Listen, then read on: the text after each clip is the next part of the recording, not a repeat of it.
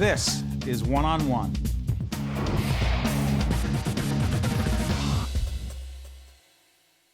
Do you know where I can find the Electoral College?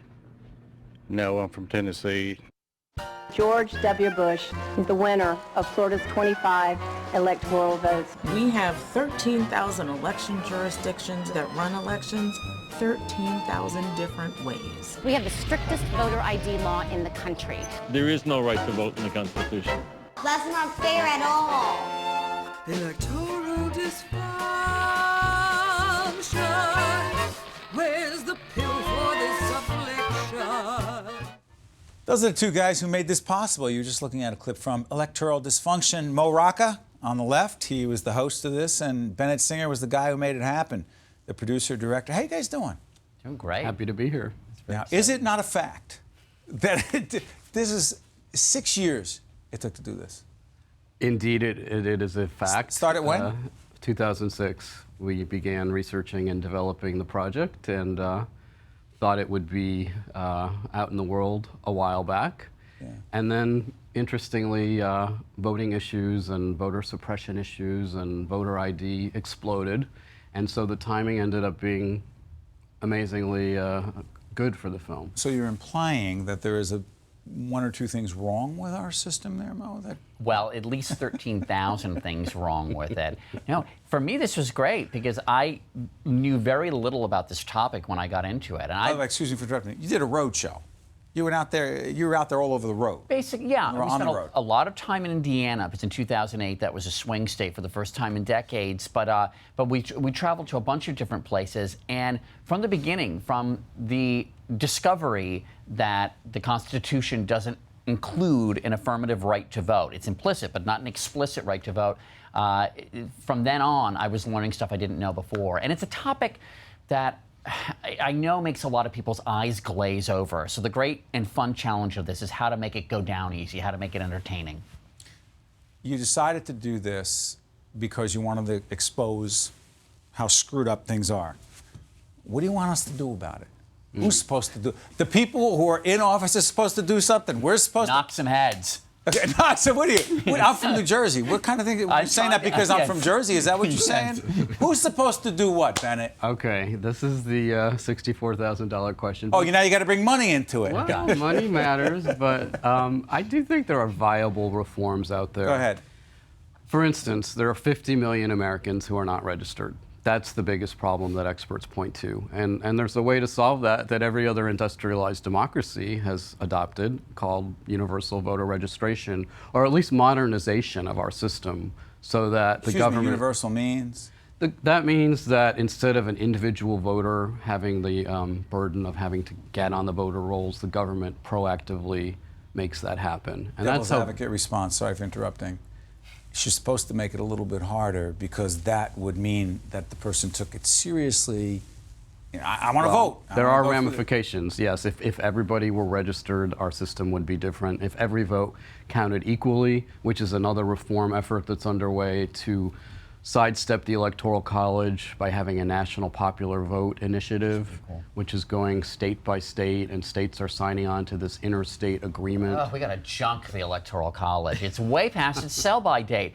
And I'm so tired of pretending there are two sides to this issue. Go ahead, I know Mo. there are people watching at home going, what about small states? What about small states, Mo?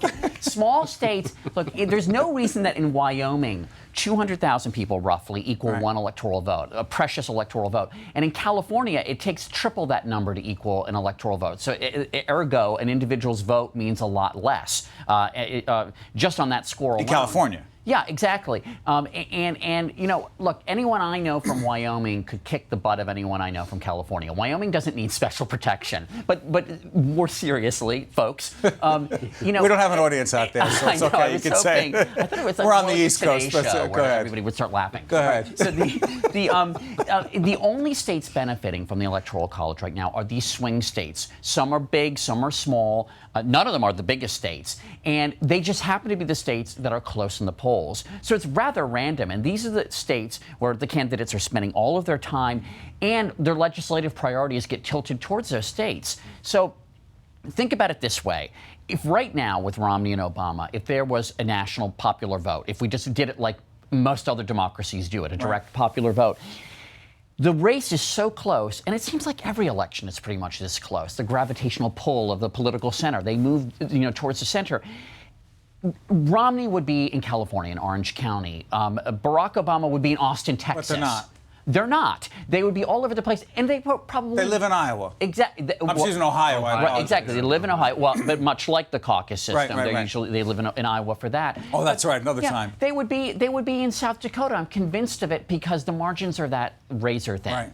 And then By the way, every we're vote- taping this show just right before the presidential election. This will be relevant after. It doesn't matter because this problem is not going away. Absolutely. Yeah, to follow up on Mo's point, every single vote across the country would count equally, and we would add up the votes, and the person with the most votes would become president, which in 4 of our 40... That's absurd. Well, it's not exactly the way the American system works, because 4 of our 44 presidents have entered the White House despite losing the popular vote. That's 1 in 10.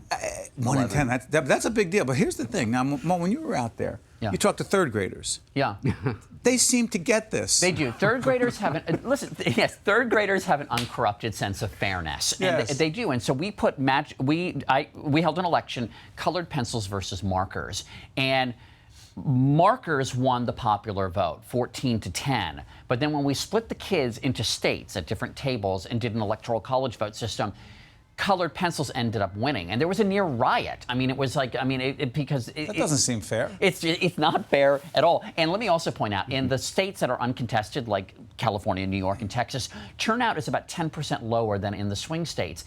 That can't be a good thing because there's no incentive to go to the polls, and so you get even worse hacks in Congress in your state because their seats are even safer and they're less beholden to their constituents because fewer people are voting and are even engaged. A few seconds left. Where can people see the film? PBS. Exactly. What a setup that is. Go ahead. Coming soon to iTunes for those Coming who soon to want to iTunes. own it. What are you making a face for? Because PBS has 13,000 different districts. It's so confusing. Don't you dare criticize PBS. We're a PBS. I know. Don't you I dare. love PBS, but I just want you all to air it at the same time, constantly, day after day, each hour, just to be simpler about You're it. greedy. And even after the election, it'll be relevant, right? Absolutely. Gentlemen, I'll plug it one more time. Electoral Dysfunction. Bennett, Singer, and Mo Rocca, you are terrific for doing this, and this will never go out of style, this program. Thank you for joining us. Even though you took a hit at us, that was wrong. Don't you dare. You tease those you love. One-on-One with Steve Adubato has been a production of the Caucus Educational Corporation, celebrating 25 years of broadcast excellence. This special edition of One-on-One with Steve Adubato is brought to you from the Tisch WNET studios at Lincoln Center.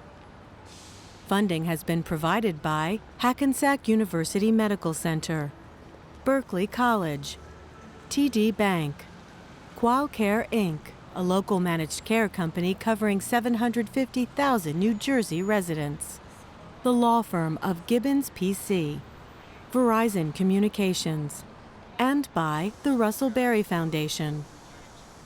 Promotional support provided by the Star Ledger and NJ.com, Everything Jersey, and by the New Jersey Business and Industry Association and its monthly magazine, New Jersey Business.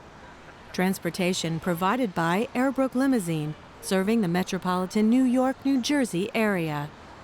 One-on-One with Steve Adubato has been produced in partnership with St. Joseph's Healthcare System.